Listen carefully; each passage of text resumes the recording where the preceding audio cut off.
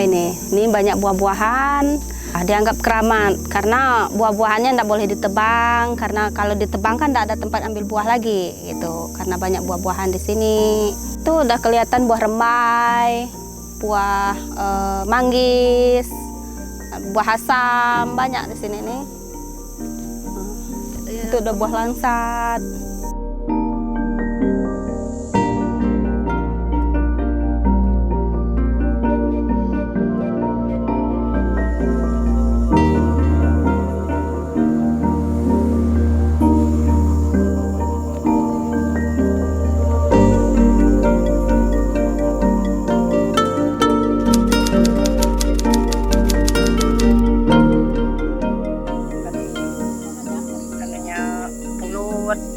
Kecil, pulut merah, pulut besar, padi bunte, padi hitam, apalagi padi bungkang, 6 jenis.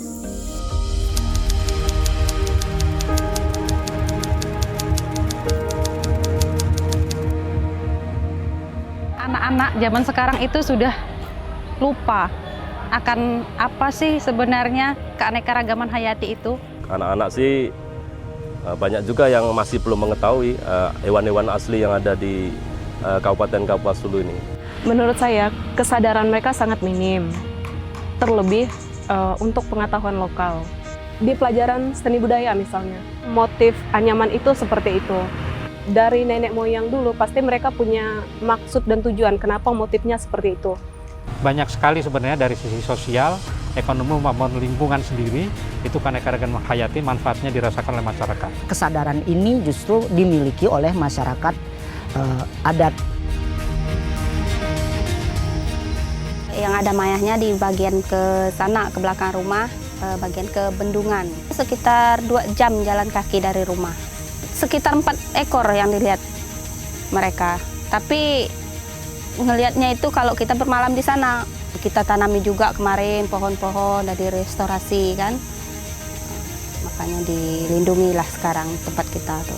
Sekarang kan ada hukum adat, siapa yang melanggar aturan di tempat kita pasti kena hukum adat. Sanksi adatnya itu kalau adat kita itu ada pemali, pemali itu terdiri dari besi, piring, kain, itu pemalinya turunan lah gitu. Hukum adat ternyata selama ini mungkin lebih efektif mengendalikan perilaku manusia menjadi lebih ramah lingkungan.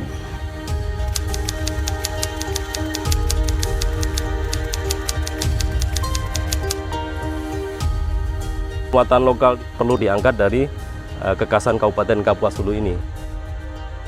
Ada banyak mata pelajaran yang relevan dengan pendidikan lingkungan hidup, agama dan budi pekerti, IPA terpadu, muatan lokal tentang ekosistem satwa, flora dan fauna endemik Kapuas Hulu. IPS terpadu, pendidikan seni budaya, memperkenalkan kesenian daerah, cerita rakyat, produk-produk kerajinan tangannya, adat istiadatnya, festival-festival budayanya.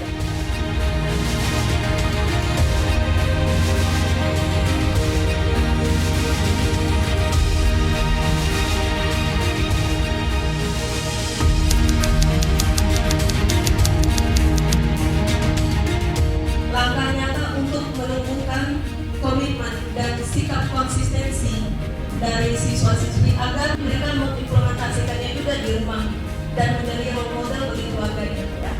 Cara menjaga, melestari dalam penyampaian ini agar anak itu bisa menerima dengan mudah dan bisa menerapkannya di masyarakat nantinya. Karena keanekaragaman hayati ini kan tidak mungkin kita masukkan semua, setidaknya nanti ada beberapa indikator yang dimasukkan yang disesuaikan jenjang, Pak. Kalau SD itu apa, SMP itu apa, jangan dimasukkan semua.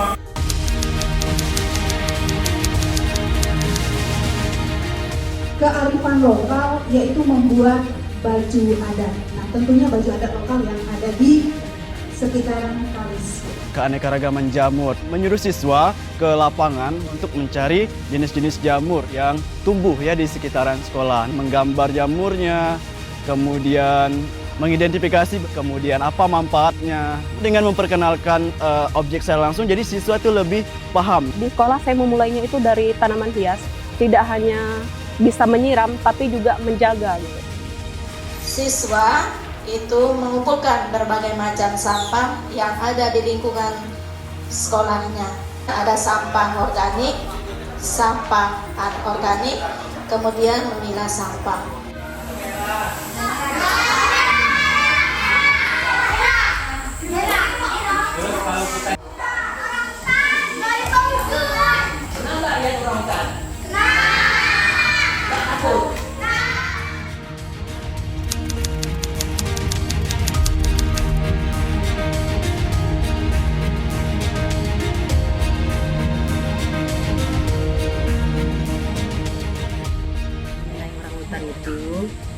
Saya tuh mengajak untuk masyarakat yang ada di dusun lah terutama, khususnya tuh di skala desa Sungai Ajung, karena orang hutan itu sangat-sangat penting dan juga bisa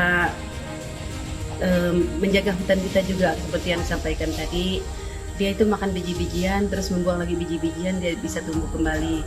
Jadi anak-anak itu nanti generasi kita tuh mereka tahu nanti bagaimana untuk perkembangan orang hutan, gimana orang hutan itu kehidupannya di alam. Bagus sekali bahwa tema ini, keanekaragaman hayati ini diangkat dalam proses pembelajaran yang nanti untuk muatan lokal di masing-masing sekolah. Danau Sentarum ini kan dekat dengan Malaysia, sehingga muka wajah Indonesia ini ada di sekitar Danau Sentarum dan juga di daerah Badau. Ya paling tidak anak-anak bisa mengetahui bahwa kita mempunyai keunggulan yang dimiliki oleh Kabupaten Kapuas Hulu, yaitu Danau Sentarum, dan bagaimana merawat dan mengembangkan, punya ide-ide pemikiran untuk ya kedepannya danau ini supaya menjadi memiliki nilai jual bagi masyarakat dan juga bagi mancanegara begitu. Sarannya adanya buku-buku cerita sosial media ataupun kayak studi tour praktek keluar lingkungan sekolah. Kalau pelatihan satu kali kadang-kadang belum paham, kita harus dampingi dia, kita harus terus-menerus mengikuti perkembangannya, dan ini kita berharap bisa menjadi bagian untuk membuat Kapuas Hulu yang lebih baik.